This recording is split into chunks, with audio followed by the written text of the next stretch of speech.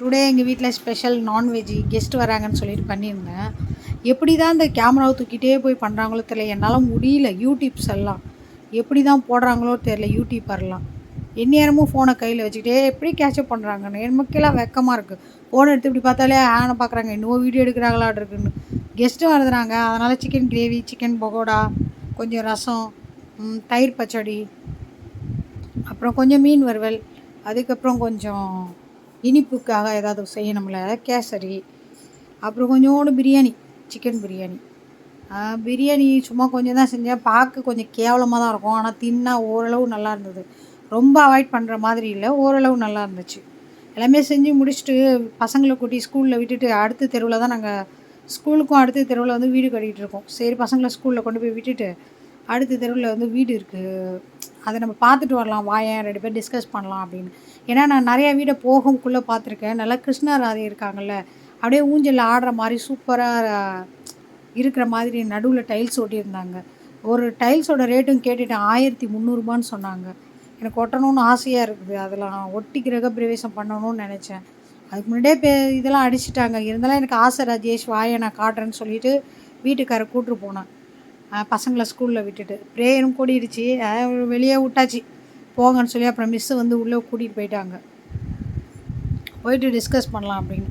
ஏன்னா அந்த செவுத்துக்கு பக்கத்துலேயே அப்படியே நிறையா வீட்டில் இருக்குது. ஆனால் எங்கள் வீட்டில் பார்த்திங்கன்னா செவுத்துக்கு பக்கத்தில் இல்லாமல் அடுத்தடுத்ததுன்னு சும்மா சுற்றி அப்படியே ஒரு மாதிரி ஒயிட்டு செவராகவே இருக்குது. ஏன்டி இந்த இடத்துல மட்டும் விட்டுட்டு மற்ற இடம்லாம் பண்ணனா நல்லாவே இருக்காதே அப்படின்னாரு. எல்லாத்துக்கும் போடணும்னா இன்னும் ஜாஸ்தி ஆகுமேன்னு. கிரகப்பிரவேசம் பண்ணவே காசு இல்லை, எங்கேருந்து நம்ம டைல்ஸ் போடுறதுன்னு. ப்ளீஸ் வாயேன், இது மட்டும் செஞ்சு கூடன்னு. இதோ இந்த இடத்துல மட்டும்தான், இந்த இடத்துல மட்டும் ஒட்டலான்னு என்னோடய ஐடியா. ஆனால் இந்த இடத்துல மட்டும் ஒட்டினா நல்லா இருக்காது. ஏதோ இங்கேயும் சுற்றி ஒட்டினா தாண்டி டைல்ஸ் நல்லாயிருக்கும், இங்கே ஒட்டினா மட்டும் நல்லா இருக்காது. திரும்ப இப்படி சுழல் கேட்டு போட்டாச்சு. இந்த இடத்துல ஒட்டினா நல்லாயிருக்கும். அப்புறம் பாத்ரூம் இது உள்ள இந்த இடத்துலையும் கொஞ்சம் ஒட்டணும், இல்லைன்னா கேவலமாக இருக்கும் நின்றுது.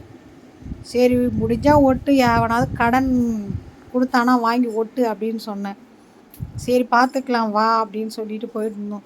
முடிஞ்சால் ஒட்ட வேண்டியதான், இல்லைனா அப்புறம் என்ன, வீடு கூடி போயிட்டு ஏதாவது கொஞ்சம் நெஞ்சம் காசு இருந்தால் எங்கே இருக்க போகுது, இருக்கிற எல்லாமே கடனுக்கு தானே போவோம். அப்படி சொல்கிற அளவுக்கு ஒன்றும் நமக்கு வராது போல். 50,000 வர்றதே நமக்கு அதிகம்தான், அது சோத்துக்கே சரியாக போயிடும். ஏதோ பார்க்கும் ஒரு மிடில் கிளாஸ் லைஃப்பில் வீடு கட்டி குடியேறி போகிறது வந்து தகுதிக்கு மீறிய செலவும் பண்ணியாச்சு. நாங்கள் போடுறோம் காசு போட்டுக்கிட்டே இருக்கோம். அதுவும் ஒரு சிட்டியில் வந்து ஒரு குழந்தைங்க 2 வால்தனமான குழந்தைங்கள வச்சுக்கிட்டு ஒரு வீட்லேயும் போயிட்டு முடியல. ஒரு வீட்டில் போனால் பசங்க டார்ச்சர் பண்ணதுன்னு துரத்தி விட்டாங்க. இன்னொரு வீட்டுக்கு போனால் பக்கத்தில் இருக்கிறவங்க சண்டைக்கு வர ஆளுவோம். இதுங்க பண்ணுற வால்தனத்துக்கு அந்த மாதிரி மாறி ஒரு வீடாக போய் பல அவமானங்கள் பட்டு கடைசியாக முடிவெடுத்து நீ என்னானாலும் பரவாயில்ல, ஏது பண்ணிக்கலாம், நம்ம சமாளிச்சிக்கலாம், நீ வீடை தைரியமாக கட்டுன்னு சொல்லி பாதி நகை எடுத்து விற்றுட்டு மீதி பாதி நகை அடகு வச்சு திரும்பவும் முடியாமல் எல்லாத்தையும் விற்று இதுக்கப்புறம் லோனு வாங்கி அது இல்லாத கிரெடிட் கார்டு அல்லாத ஒன்று பாக்கி கிடையாது, எல்லாமே வாங்கி முடிச்சாச்சு. இப்போ கடைசியாக என்ன பண்ணணும், கட்டணும், அவ்வளோதான்.